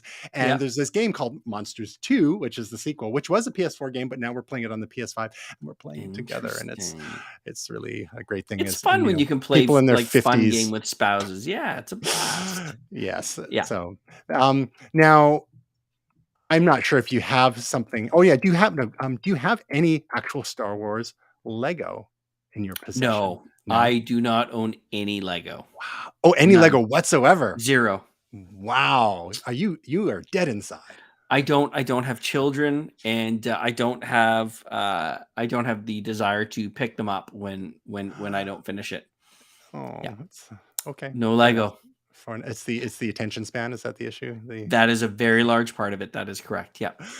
I still have. I'm too busy out there slugging tires. My wife's telling me to be more productive, so I have no time for Lego. I confess, I think I've got some of my original childhood Lego, space Lego, non-branded space, like pre-IP collaboration. So not Star Wars, just the original space Lego, just one little ship. I still have it. Really enjoy. Wait, I take that back. I got the special edition Star Wars Lego game for PS5. And in that is one Lego character. I think it's Luke. It's still in the package, but I think I technically now have one piece of Lego. You are hereby redeemed. Hereby back alive. Yeah. All right. So one feature that we did not have last time you appeared, Ged, was a pick of the week or recommendations. And now this is something where we go around to all the participants in Momentous Live and we talk about a recent movie, TV show, book, podcast, YouTube channel, game, gadget. I brought on a chainsaw a few weeks ago because an electric chainsaw, which battery powered, which I was really enjoying. And we had a little bit of on-screen drama because they were not expecting that. Revving up a chainsaw because I'm super cool. So while if you haven't thought of anything yet, I'll go first and let you think of something. And my pick of the week, again, because we've had a bit of a Star Wars theme today and tomorrow being May the 4th, there's a fascinating documentary. It's the French title is In the Shadow of the Star Wars Kid, and the English title, forgive me 1 second here, is Star Wars Kid: The Rise of the Digital Shadow. And interesting. What this is about is that meme from 2003, which went around pre-YouTube, most modern social media. It was pre-Facebook, pre-Twitter, etc.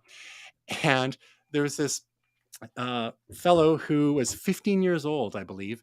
And as part of some school project, they were experimenting with doing some special effects, and he was having a right old time of it, not having much success. So eventually, he just decided to play around and pretend he was lightsabering some stuff, and did that for a couple minutes, and then left the footage on the camcorder, the school camcorder. And then some fellow schoolmates of his found this footage and thought it would be hilarious to upload it to the internet. And then it got amplified, discovered by a few influencers online, one of whom, his name is Andy Bio, who's been running the blog called waxy.org for a couple of decades now. And he was 25 at the time, so still pretty young in his own right.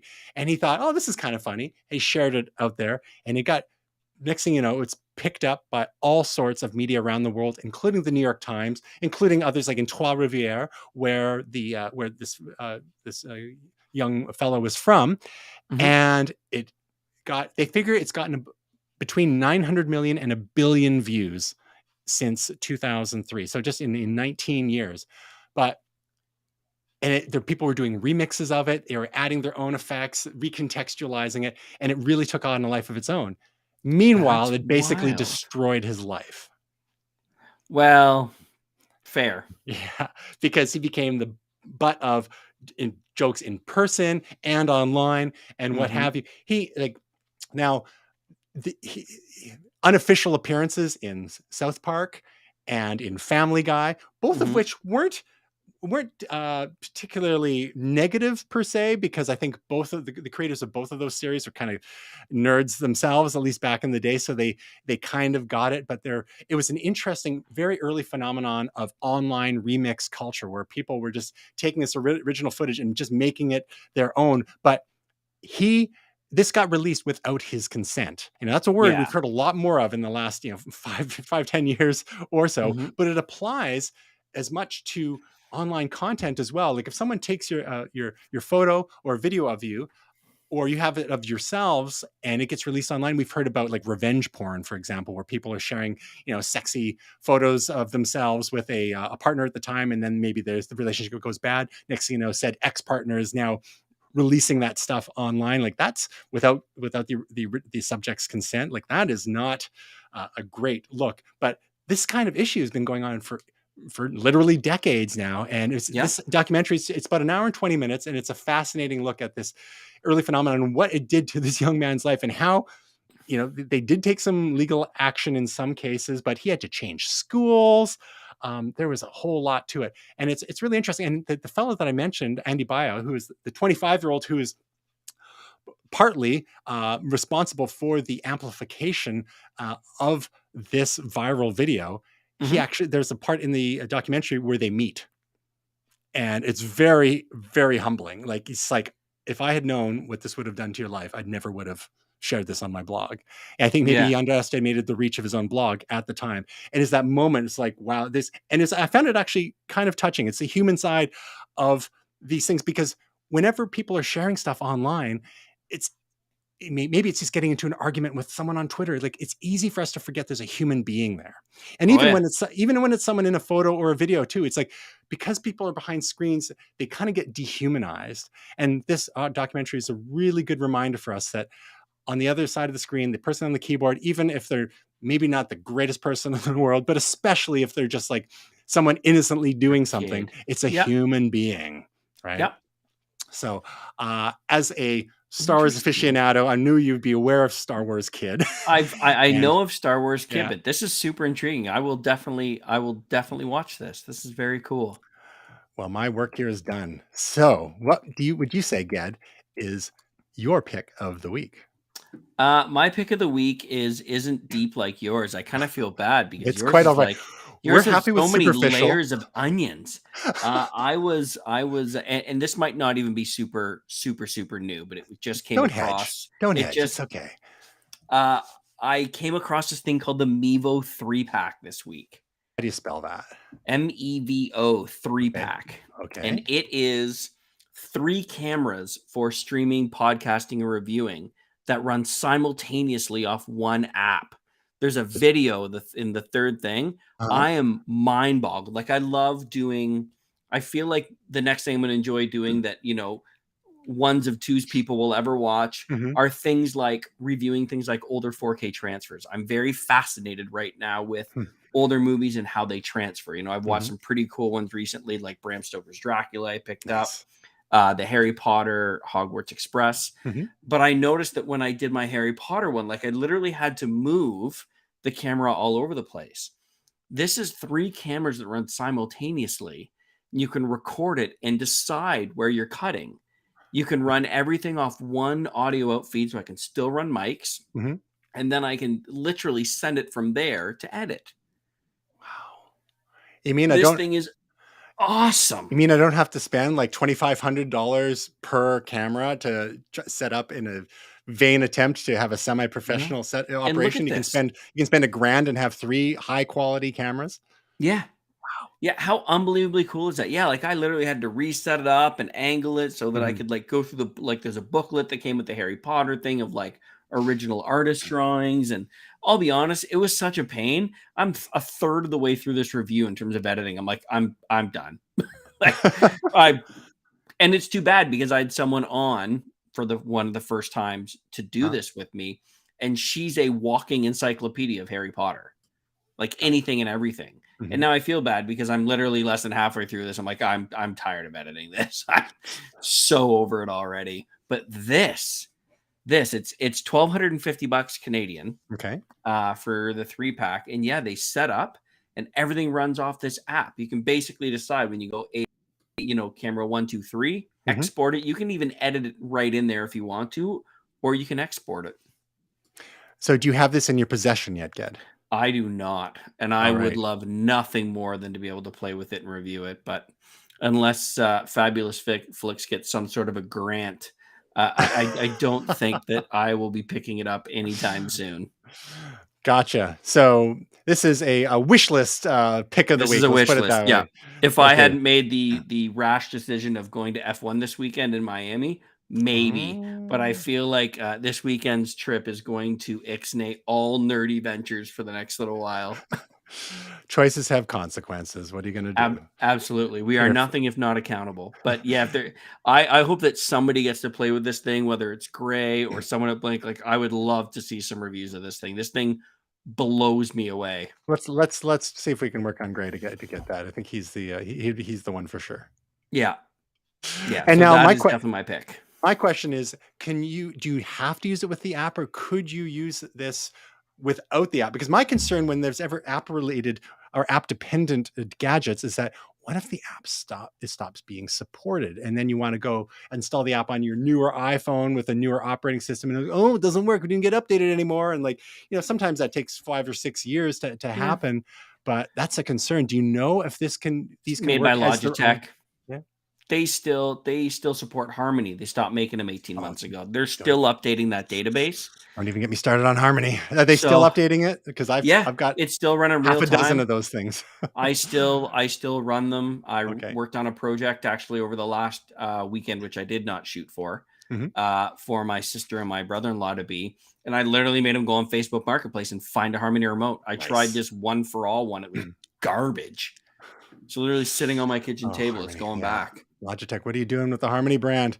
I know. All right. Well, speaking of projects, you have a couple of non-family related projects. One, I'm just going to bring up to shame you, and that is Fabulous Flicks, which is one of our favorite YouTube channels, which in the past has featured a lot of your reviews of movies, Mhm. upcoming takes on Netflix releases, and the like. But you had a series of 3 videos a couple of months ago, and in conjunction with Tyler, Rogue Leader, That's and right. they were very different for Fabulous Flicks. Can you tell us a little bit about what people could find in this series of 3 videos? Sure. I mean, obviously, Fabulous Flicks. I enjoy reviewing movie content, but I must admit, home audio is easily in my top 3 passions of life. Like, there are 3 things that I am grossly passionate about in life, and home audio is one of them. And I Grossly passionate. That's the grow phrase of like, the day. yeah, yeah, golf cars, and home audio. And by Nice. grossly passionate, I mean I have zero regard for investment, smart financial Yeah. decisions. If my lovely wife was on Yeah. here, she could probably roll her eyes and tell you about the times where I jumped online, found something, and like bought new front sound stages. And she's like, "What are you doing?" But I've always wanted to have the opportunity to do a build from the ground up. Mhm. And I'm now in the phase of life where friends of mine are starting to buy their homes. They're starting to work on these kind of projects. And Tyler, in true Tyler fashion, calls me on Friday, telling me, "Hey, the drywallers are coming Monday." So his place is like up on the, I won't say exactly where it is, obviously for privacy reasons, We're not but gonna it's dox like Tyler here. further away than Barrie. Okay. So I had to call my supplier, get a ton of cabling, a bunch of other stuff. I ran there Saturday morning, picked it all up, got up Sunday morning, drove a long ways, and I'm like, I hate you. But I was so excited to do this. So over the years of running home theaters and doing my own system, I've done a lot of things really wrong. So I thought, how cool would it be to be able to bring a series or a couple series? I have one I haven't even started editing yet from London, Mhm. um, on things where, hey, if you want to save some money, do this. Here are things you don't want to cheap out on. And I mean, this was probably not done overly well, if I'm being honest. Like, it was my first crack at it. but I loved it because it was very real. It wasn't rehearsed. It was me Yeah. kind of speaking from the hip. I mean, it was so much fun to bring it to life. Rough and ready. I mean, it's the whole Gary Vaynerchuk mantra, just like don't create, document. And this was something Yeah, that you were doing anyway, right? So yeah, why not yeah. document it? And the Now, part with the stop motion was a lot of fun. The time lapse, mhm. that was way too much fun to have it. And that was that in part three? Part 2, I think. In I part think two? part 2 had the time lapse, where we literally listened to, like, Oh yeah, 90s yeah. and 2000s hip hop, and, yeah, as my There wife it says, is. Tyler watched me do work for it was literally, like, 3 hours of work. But N- all of this is funny because this is this part took 3 hours, but Wow. measuring and calculating and conversing and planning, like, I had the blueprints 3, 4 days before. I was working through them. We were measuring stuff out. Then you got to double check to make sure the blueprints match what the actual layout was. In this case, it didn't. So we had to make some adjustments. We pulled an audible halfway through to kind of move where the rear speakers were going to be because he has kids. We Mhm. wanted to make sure that it was family safe as well. But it really brings me a ton of joy. I have one that I haven't published yet of a really good friend of mine from London, doing like a very basic 5 channel for him. And I'm finding that there's a lot of requests now for projects that are not 11 channels, 9 channels, 4 subs, 17 ceiling speakers, Mhm. segregated audio. Like, it's how do I turn my living room into something I'm really going to enjoy? And so London was that. The one I didn't document that I just did was in Guelph, about 30 seconds from my place. So yeah, it's so much fun, but very different than what you'd be used to seeing. Now, I have a couple of questions for you. One is, when do we get to see a follow up that shows Tyler's completed home theater setup? Yeah. Uh, so the house is done. They have Uh-huh. moved in, but he is not at the stage yet where he is investing in the equipment. Oh, okay. But as soon as that does happen, there will be a follow up, and I'm looking forward to bringing it. This one's cool. This one's like a 9 channel setup. I'm pretty jazzed about it. So in the meantime, does he just go and sit in that room and watch movies on his phone? Pretty much. You know, he goes up and he goes upstairs and has to deal with the entire family, which I'm sure is not something Oh. he would want to do. And my second question is free, looking for free advice here. Yeah.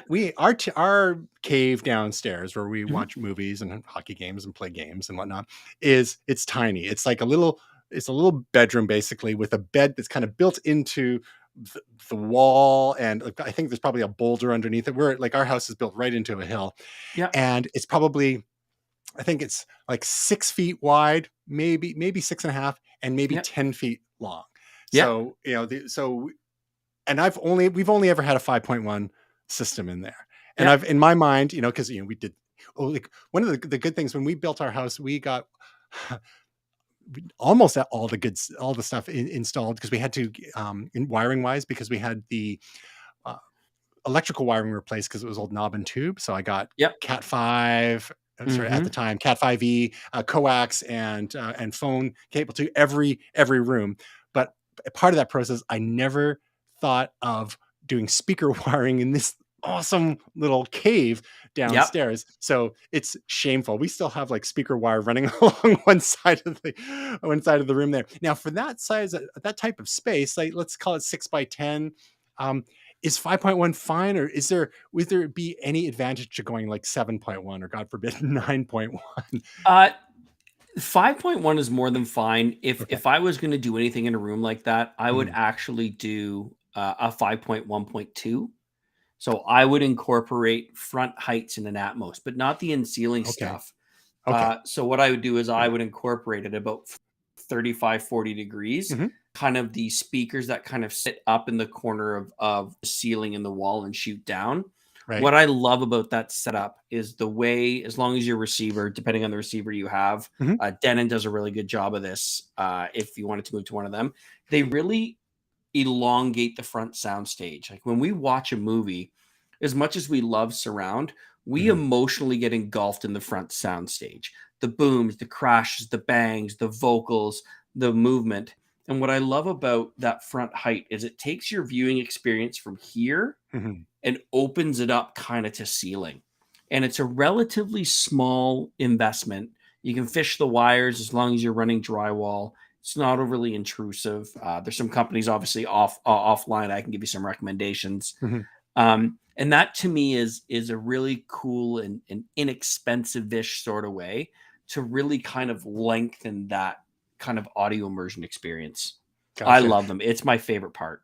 All right, we'll have to have an offline conversation and dig deeper into that. But for mom and dad, if you're still watching, 5.1 means 5 speakers plus 1 subwoofer. Yeah. 7.1, 7 speakers, 1 subwoofer. You can get Okay, so what does 7.1.2 mean then? that's the next question. Those are your extra Atmos Yeah, so the stealing or first number, upfiring. Yeah. yeah, the first number is your surround speakers, Yep. so 579. Yep. The middle number is your sub, so point 0.1, point 0.2, I or can't in our imagine having case, 2 subwoofers in that little we have space. 4. Jesus. We run 744. And then the third number is how many Atmos or height speakers you have. You better So not blow up the downstairs we Death run Star because 7 you're going to take down your surrounds. house. Yeah, 7 surrounds, we run Yeah. 4 subs, and then we have Uh-huh. 4 height speakers. One in the front corner, the way I just described, and the other is a mid height. Wow. Yeah, Good stuff. it's fun. All right, we'll have to offline that more before we I would love to, man. Happy to chat anytime about it. nice stuff. So yeah, so anyway, you'll see a little bit more of this coming. Mhm. The London project will get done, and obviously Tyler's will get followed up on Looking forward to it. So we once he's can ready to do it. find you at youtube.com and search for Get Smith, or there'll be a link in the show notes. I appreciate it. And you have another project which is non-fabulous flicks related, but I saw it on Facebook recently, and this is another passion project of you. You are a busy guy. Tell us all Yeah, about, is it pronounced double cross golf? double cross. You couldn't afford to buy a vowel, I take it? It's correct. You're such Double crossing golf is like the second worst feeling that you can ever have hitting a golf ball. What does it mean? So That a shows you how double much golf I've cross. played. So Uh-huh. as a right-handed golfer, Okay. if you want to hit the ball left to right, it's called a cut. Okay. When it goes wrong, it goes left to left and literally goes way out of play and you're dead. Mhm. That's called a double cross. When the ball that's supposed to go left to right goes left to left as Gotcha. a right-handed golfer. So we started doing kind of fun t-shirts and hoodies about 3 years ago. Mhm. Funny golf sayings. We just did these hoodies. We printed them at home. We were kind of into vinyl, so it was fun. About 18 months ago, my wife asked me if I would ever consider doing golf shirts, to which I asked her if she was high, because I thought she was literally kidding. But in that time, I was working with Gray and kind of Mhm. was expanding my knowledge of the online space and kind of what that looked like. And she's like, "You're a smart guy. Figure it out." We were both working at home. We had the time. Mhm. I hadn't started my corporate gig at that point. And so we started investigating it. So 18 months later, 2 rounds of samples, which are not cheap. Doing any type of samples are very expensive from Mhm. overseas. We found a manufacturer overseas in Vietnam, got to learn about the sublimating process, how sizing charts work. I spent like a week measuring shirts and kind of tweaking it as to how I would like it, because I'm a very passionate golfer. Golf is, again, Mhm. one of my 3 things. Mhm. And sublimating Um, has to do with the printing, correct? Printing and coloring and what Mhm. that does to the ink and how it affects sizing. But really, it was about fitting and sizing and the way trends are moving and things that I didn't necessarily love. Mhm. The other thing I didn't love is if you wanted a top end golf shirt, it costs you $140. Companies like RLX, Peter Millar, Grayson are all $140 a piece. Well, there's literally no difference, even in country of origin, as to our double cross stuff. So it is the same makeup. What we did is I made them a little bit longer. So those of us that are affected by COVID, it's better for keeping the shirts tucked in. Circumference wise, you mean? That's right. I shorten the sleeve a little bit, because if you've ever watched golf on TV, you see Oh, people yeah. hiking their sleeves up. It's Nice. actually not comfortable. Mhm. So we made our sleeves a little bit shorter. We did sayings on the back of them, which is traditionally a big no-no. Mhm. And humbly, the response it was a risk. I almost abandoned it. My wife pulled me back on track probably 3 times, especially as I started work. I said, "Look, I don't have time to put this into it." And she's like, "Yes, you do. Don't be Nice. lazy." Um, Hold you to and task. so we did a pre-order. We ordered 212 shirts, so there's definitely a bit of an investment there. Yep. And the response has been humbling. Wow. Like friends of mine that have been in the golf industry for 15, 20 years, you know, hey man, I just got my shirts. I'm not telling you this because we're friends. Like they're the best fitting shirt I've ever put on. Like to have a Nice. golfer tell another golfer that what you've created is the best Mhm. fitting thing they've ever put on. It's weird to even say it out loud. Like I'm not a big self promoter when it comes to that at all, Mhm. as you Mhm. know. Um, but it is overwhelming. And our shirts are, if you buy one, they're $69. If you buy two, they work out to $59. If you buy three, they work out to $49. And that's Canadian And, dollars, right? and that's Canadian dollars. Yep. Beautiful. And the thing was, you know, this friend of mine who gave that praise recently said, you know what the world is missing is a really nice golf shirt for $50, which I kind of laughed. I'm like, that's Mhm. probably impossible. Well, it's not if you don't want to do it for a living. and that's really the Yeah. goal, because people say, you know, what does this look like if all goes Yeah. well? This is never going to be a full-time job. Yeah. The goal is to have, you know, 400 or 500 guys who are on a list and they're fans of the product. We have existing relationships. They know it's kind of very boutique. And Mhm. once a year, maybe twice a year, a drop comes out with 2 pieces. So the next one, I want to do a shirt and like a really nice pullover, because golfers Nice. love a good pullover. And I want to do this drop and be like, okay, there's 200 available, go. And then they buy them, they drop them, and that's Yep. it. Yeah. Well, we got to get Tasia repping your stuff down in Scottsdale, Arizona, because I'm sure there's some golfing going on down there. If they, you Yeah. know, if they But can, yeah, no, it's if been they a have lot of water. fun. Yeah. And I again, I can't give enough praise to my wife, who really kept us on track, because I pretty much tried to abandon it, I think, a couple times. Well, that is awesome, and I've got Thanks, I man. I can think appreciate it. I can think of a couple of golf buddies that I will point toward your site. Indeed. I appreciate it, man, very much. So, looking forward to the next drops, maybe in the fall. Maybe fall, maybe early spring. Yeah. Yeah, I'm excited. Last quick shout out to our partner in crime, Tasia Custodi, who has, like clockwork, another YouTube video for us this week, and this one is She's on she's best awesome, eh? Oh man. best keyboard shortcuts for Mac. This is actually a topic that she delved into a little bit a number of years ago, but then she figured it was time for an update. So Hmm. you can find her stuff at youtube.com/Tasia Custodi, and all her work at TasiaCustodi.com, including her solo podcast, which comes out irregularly. But her YouTube videos every week, almost without fail. I wonder if she can test those Mevos. Does she have enough pull for that? Like, can one of them figure this out? Gray, Tasia? Well, she's on Google's list now for samples, so maybe we can connect her with We're Logitech. talking, right? Yeah. Anyway, you know, you think in your mind, you only have two people on the show. We can Yeah, get this done in an hour, right? What yeah. happens that we end up? I think this is a new record. I'm for the length. Almost 2 hours. And I know that you are in the Eastern time zone, so I got to let you go. But That's okay. thank you But so much for joining us, this Ged was a Smythe. blast. Right? Yeah. Yeah. It's interesting because, yeah, like it was kind of a last minute thing that was going to be you and I, and we were joking about it before we came on. Like, how's this going to work? I'm like, you know what? It's going to, because on the things I know nothing about, I can just have fun with it. Exactly. But it was awesome. I really enjoyed the back and forth. Thanks so much for having me. I really look forward to joining you again, Well, we look even forward if to it's having just you. you and I. We can do it in a pinch. Absolutely. And so, Ged and everyone else out there, we hope your week is truly momentous.